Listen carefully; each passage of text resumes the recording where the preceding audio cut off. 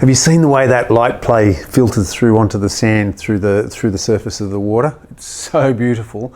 We're going to paint it easily. Hi, I'm Mark Waller and I love finding magic in the world, and I love finding ways to paint it and then sharing it with you guys. So what I've done here is I've put out some white and some red, cadmium yellow medium, cadmium yellow light, phthalo blue, French ultramarine blue, Dioxazine purple, and some burnt umber. Now all of these colours will be important, but probably not the red. I just put that out there in case, and possibly not the burnt umber, but it's easy to have them out. They don't look like much, but we'll use these. This is my bigger piece to do the larger refractions, and then I'll gradually go down in brush size. But when you see the way I paint, you'll realise it doesn't really matter. So I've prepared a background. This canvas is 40 centimetres by 40 centimetres, and I've created, you probably can't see this, but I've created the impression of warmer sand closer into the foreground, and I've gradually added some more blue to push it away. It'll make more sense later. So the colours that I've used here are Dioxazine Purple, Cadmium Medium Yellow, and a little bit of French Ultramarine Blue. And as I've come up, I've added a little bit more white and a little bit more French Ultramarine Blue to create the impression of the water receding off into the distance. So this is the reference that we're using for this exercise, but it's an exercise, so we're not going to do a photographic reproduction. It's more about getting a sense of it. So what we're going to do now is we're going to paint the refractions on here, and I'm going to start off with a bigger brush and paint the darker versions of the refractions, and then I'll start using a smaller brush and painting the brighter parts of it. Simple. So the colour that we used to represent the bottom there was Dioxazine Purple, Cadmium Yellow Medium, and a little bit of white. You can see how the yellow disappears when you add the white to it. So we're basically going to do a paler version of that background colour. I'm just going to keep adding a bit of yellow till I get that nice brighter sand colour. Because it's the sunlight hitting the surface of the sand, or hitting the sand, it's going to become lighter and lighter and lighter as the light becomes more concentrated. So I want to get a really spontaneous sort of look, so I'm holding the brush really lightly, and as you can see, a long way out, and I'm just rolling it here and there, and I'm just sort of creating that loose, sort of almost like a diamond sort of shape, but you know, it's nature, so it's going to be quite unpredictable and chaotic. That's what we love about it. And if you want to create the impression of creating a little bit more distance here, you would actually make these more open, or sorry, these more open, and these ones over here tighter and flatter. And you can see as that dries back, it's almost disappearing. But that's okay, it's just more information.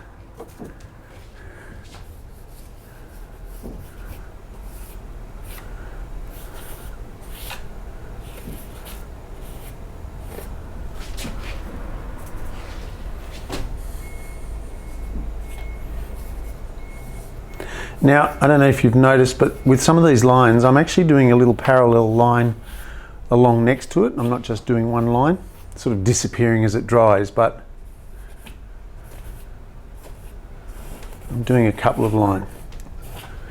Okay, so now I'm just going to add some more white, quite a bit, and some more cad yellow medium, just like that. So I've mixed up that lighter colour, and you probably can't see this, but I'm going to roughly follow those lines and shapes that I've already put down.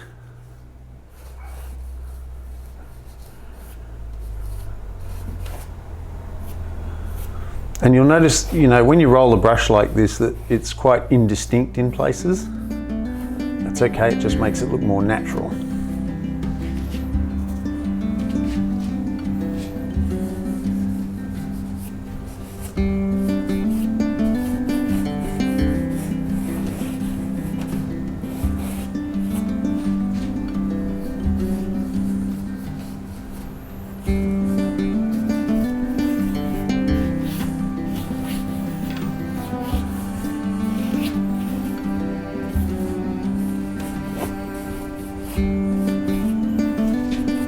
It doesn't hurt every now and then just to, you know, double up a little bit here and there. Kind of creates those nice, intense parts.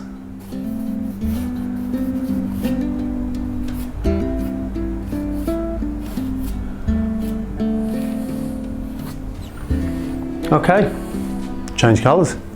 So I want a cleaner colour now, so I'm going to come away from that a little bit to steal a little bit of that.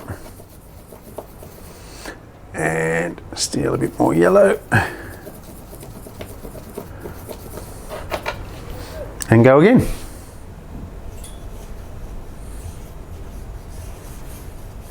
I'm still following those shapes that I put down before roughly, but because I'm rolling the brush, I'm not sort of following them really accurately, and that I think is what gives it that lovely motion and movement.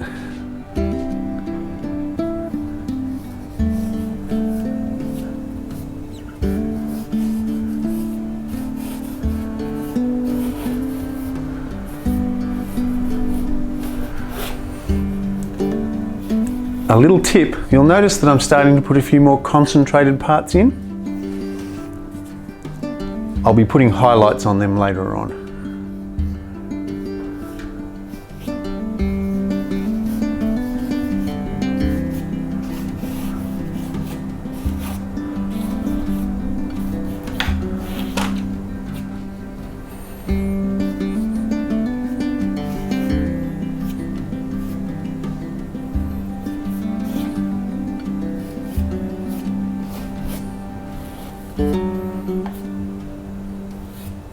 So now a pile of white, and this time cad yellow light and cad yellow medium together. The cad yellow medium's a little bit warm and I want to get more intense yellow now, so we leave the cadmium yellow medium out a little bit and bump up the cadmium yellow light. So now I'm just going to be a bit strategic. I'm not going to do it in every place, just here and there, and that'll give you that lovely contrast. If you put that highlight colour everywhere, it tends to sort of flatten the whole picture a little bit and make it a little bit too much of a pattern.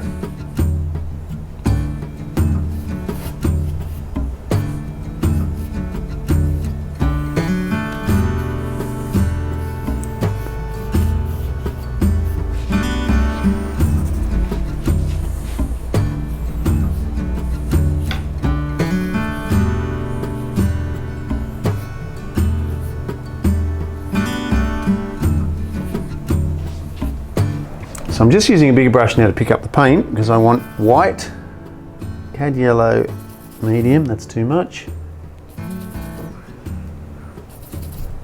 and a little bit of cad yellow light. And you'll notice that I've moved away from this colour now because that was starting to get a bit green and I want it to be quite warm and bright, a bit more white. There we go. Now I'm using a smaller brush. I really want that intense bit in there like that.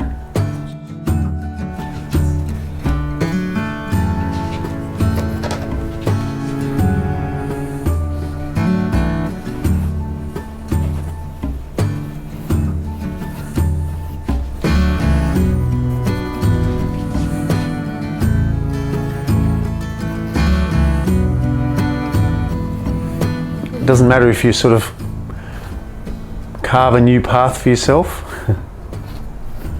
Just sort of creates that lovely sort of random chaotic confusion that the light makes on the bottom. Do you ever find yourself staring at the bottom of the pool? Just watching that light?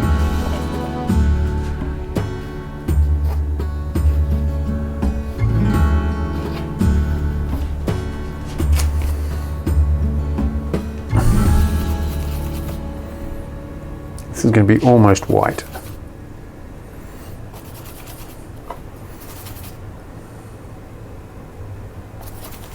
barest hint of yellow there.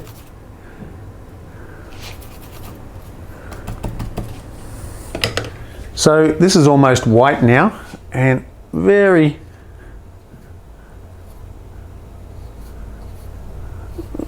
reduced application. Just here and there on those intense bits like that.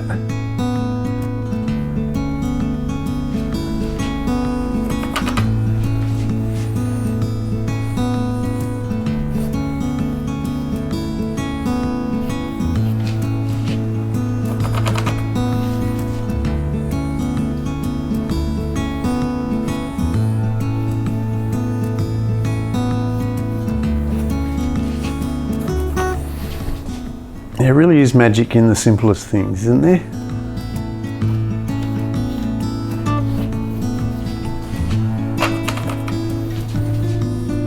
Needs a bit there. And you might need to sort of go back here and there and just have a quick look and see if there's any holes in it. You don't want it to look too patterny, but you know, needs a bit there. Anywhere where there's sort of a really intense part of the light, you can get away with almost pure white there.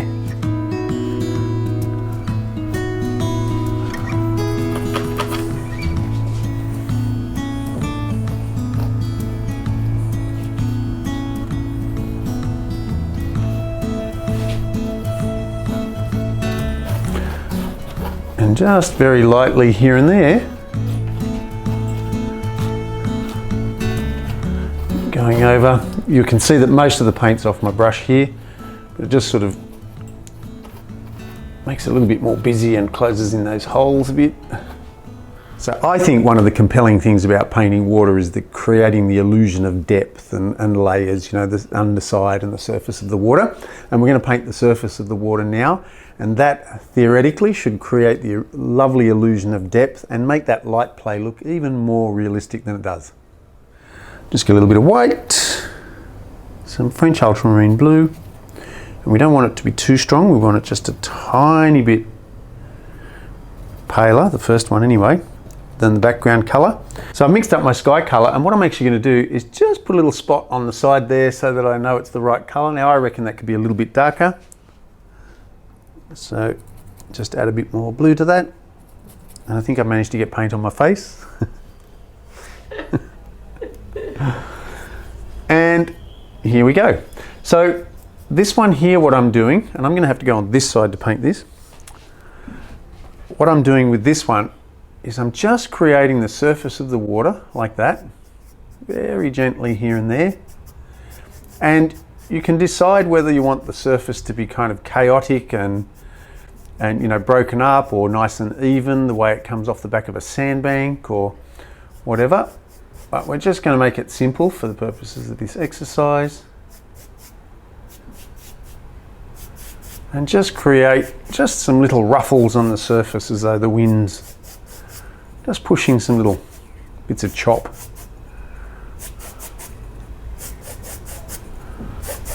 And this is quite a soft brush. If you find yourself putting too much paint down, just keep going over it with the brush and spreading it out a little bit, and that'll take the lumps out of it. Now as you come down the surface, make them a bit further apart and a little bit bigger, like that.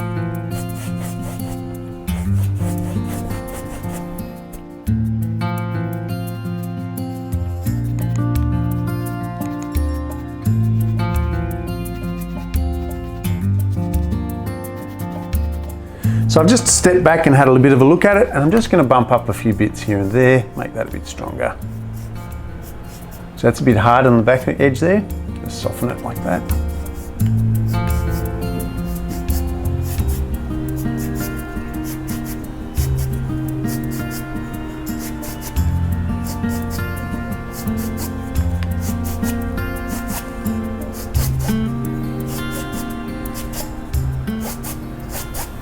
It's all about context. Now that we're putting this surface of the water on, you can see that those refractions start to have a little bit more meaning, lose a bit of their abstraction, and hide some of those, you know, slightly crazy brush strokes.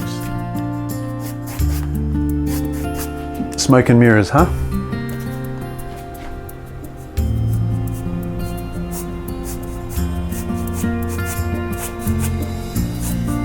I'm just going to add a few more.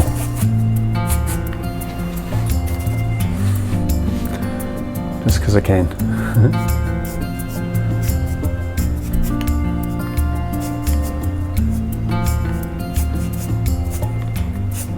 So I've used up most of my French Ultramarine mix, but I need it to be a little bit paler, so I'm just going to get some white and a little bit more there. And I can see it's probably a little bit too dark compared to the first colour. And a few more bits of white. And that should be good to go. So when you're painting this and putting it in context with a painting, it's worth considering, you know, just how strong you want these to be, and you know, how the wind's blowing on the surface of the water. We're making this quite subtle. I just want to create the illusion of those lovely little scallops of ripples that are blowing in from the sea. Those lovely little rivulets, or little wavelets I should say. So I'm just very, very soft. And I'd rather build up the brush strokes slowly than put too much paint down too soon and then have to fix something up later. So I'm just being a little bit, not tentative, but gentle with my application. I can always add a little bit more paint. It's kind of harder to take paint off than it is to add more. And I'm lazy.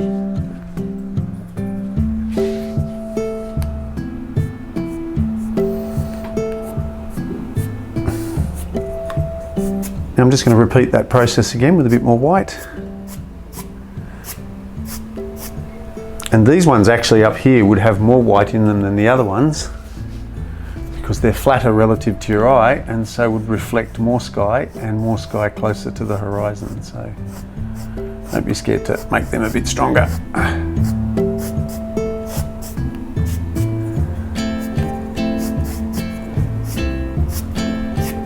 So this is a tutorial, and it's to give us an idea of, you know, some of the aspects of that light refraction, but I go into this in a lot more detail in my DVD, More on Water, and that probably goes into it in a bit more detail. But this is just sort of a fun little exercise to create that lovely magical ripples on the surface of the water. Makes me smile. I've painted this a million times, or versions of this a million times, and each time it still makes me smile. This is very soft, but what I'm doing here is just a little bit of that blue in the background there, and that should theoretically lay that back a little bit.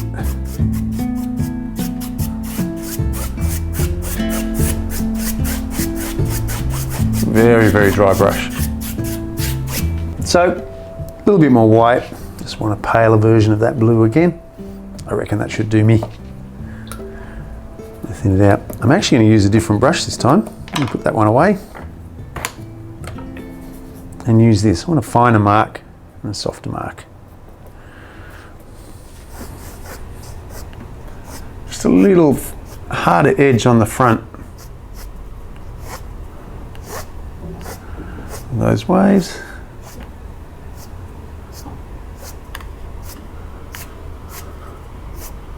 I think this is a great place to stop if you want to, but you know, there's always a little bit more tweaking, there's always a little bit more we can do to it, so I'll just do that now. I'm just thinking a little bit of Pthalo Blue, and I'm adding it to that colour that I mixed up first. Hopefully there's still enough of that there. And some Cad Yellow medium, just a little bit. I'm just going to look at that. I think that might just get me out of trouble.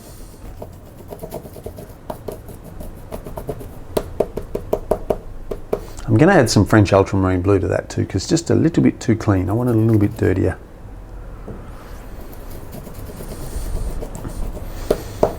Okay, so I want to create the impression of these little wavelets being a little bit bigger, so I'm just going to, and you'll barely see this now, but as it dries back, you'll start to see just a little bit of that green in front of those waves, and that will create the impression those little waves having a bit more volume. You can see it's what I call a wet dry brush, so a lot of water added to the paint, but most of it taken off the brush, so it's very, very little pigment. And what this does is it just gives those little ripples just a little bit more volume, and hopefully as that's drying you should be able to start to see that take shape. And you can take this a lot further if you wanted to, just keep adding a little bit stronger colours. You'll see that what it's doing here and there is it's tinting those refractions underneath, which again is just another little layer of nuance to create the impression of realism. And we get to add another colour in. You'll notice that my easel's covered in paint. It's because I always, just before I make a mark, just test it on something first. Sometimes that's the camera person. I've grabbed a bigger brush because this whole thing's a spontaneous process and sometimes I get carried away. So I've grabbed a bigger brush just for this part, and I'm going to mix up that French Ultramarine blue and white again. And then I'm going to take most of that colour off, add a bit of water to it, and again most of that colour off. So now just with that dry brush, and we'll test it first, just going to, up here in the background, just add a bit more blue to those waves in the background like that. I'll stop about halfway down, and that should, in theory, push the top half of the painting away and leave that part like that. And that then leaves that come forward. Might be too subtle to see on this camera maybe, but I'll bump it up.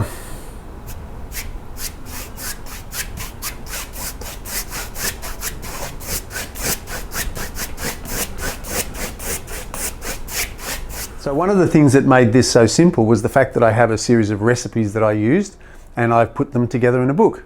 Go and buy it now.